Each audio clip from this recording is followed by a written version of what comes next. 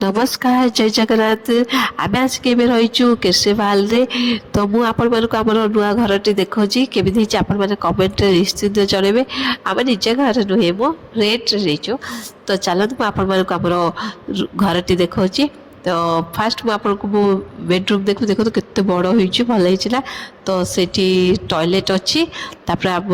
रोषे घर देखुची चलत किसी सजा हेनी सब सब तो तले अच्छे आसीनी आसिले सब सजा हम तो मुझे देखो दूसरी देखु तो